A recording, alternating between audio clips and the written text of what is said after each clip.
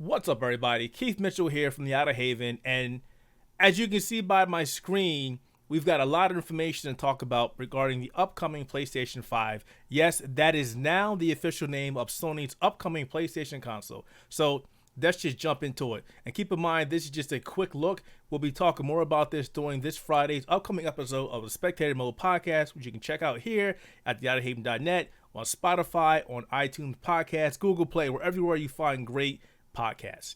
So first and foremost, yes, the PlayStation 5 is now the official name of the upcoming PlayStation. According to Sony and Mark Cerny, this console will be released holidays 2020, which is interesting because that's the same time that Xbox's console will be releasing, which means we need to start saving our money now because these consoles are both going to be at least $500 a piece. So you're looking at $1,000 bare minimum holiday 2020, not counting any kind of games, extra controllers, or accessories. So if you're making a little bit of scratch right now, get a bank account and start putting your money away because next year, holiday season, which is October, November, December of 2020, is going to be crazy for gamers. Save your money. All right. So Sony and Wired had a nice interview, a nice conversation regarding this upcoming PlayStation 5. And there's a couple of tidbits here that you need to be aware of. And you need to get rid of that. First and foremost, it will have a solid state drive. Mark Cerny hinted about that earlier this year around April, saying that they did want to put a solid state drive in. That has now been confirmed. So the PlayStation 5 will not use a mechanical drive. It will use a solid state drive. And he gave a great reason as to why that is, but I'll make it a lot easier. This is what I tell everybody when they explain solid state drives. A mechanical drive has to seek. So there's bits of data everywhere on that disk, and that disk spins, so you got to wait for its cycle to come around. And think of it as a card catalog in a library. There's cards everywhere, and when the librarian puts them in order, they're in order. But when people go in and start taking out stuff and putting it back in and not putting it where it belongs, they get knocked out of order. So you have to seek for those things over and over. So when that librarian comes back and starts looking for the ones out of place and puts them back in place, that's essentially what happens with a mechanical drive. And when you do a defrag, it starts re-indexing and reorganizing those files. With a solid state drive, that stuff doesn't exist. It just goes, oh, it's here, it's here, it's here, it's here, it's here. And it picks it up and you're good to go.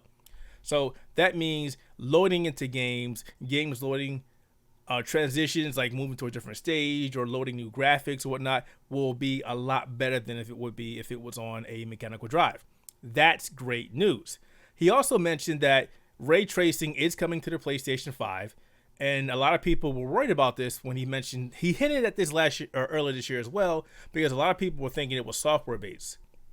We got a nasty taste of software based ray tracing when Nvidia tried to give that to the GTX series. I need to close the email out. I got a lot of people email me about this already.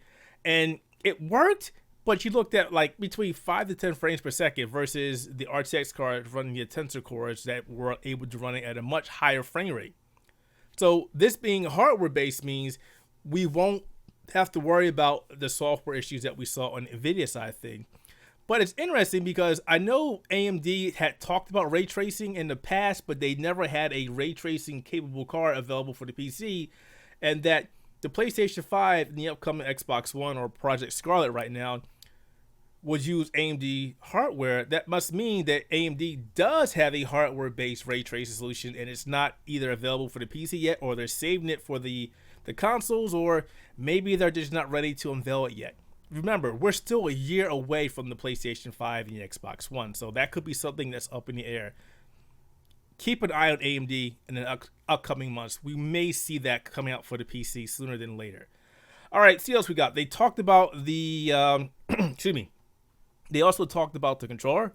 I don't think they talked about it in here. Yeah, it did right here. You said the controller is going to have an improved speaker. Now, I'm not a big fan of the controller on the DualShock 4. In fact, I turn it down as much as possible.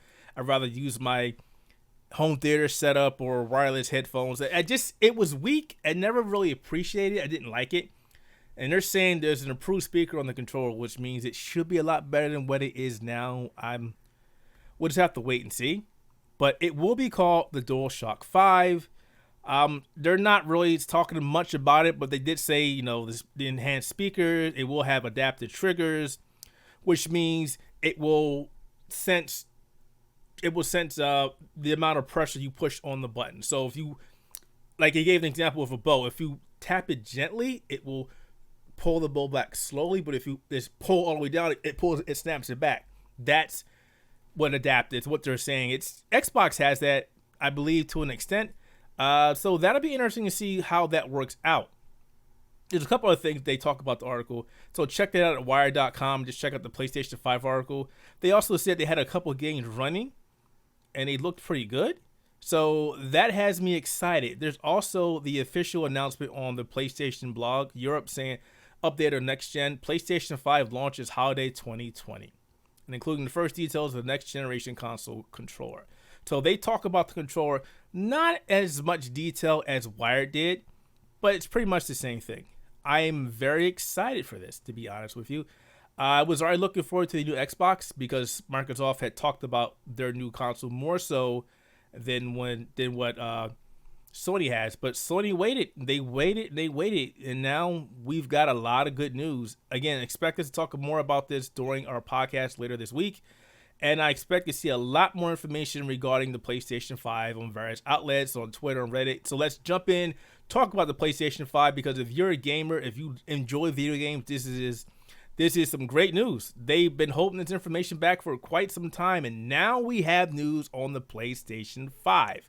So thanks for watching, and if you enjoyed this short video, be sure to leave a like and a comment below. Why not subscribe to the Outerhaven channel? And again, check us out here at outerhaven.net. Check our podcasts out on audioboom.com, Spotify, iTunes podcasts, and wherever great podcasts are held. Thanks for watching.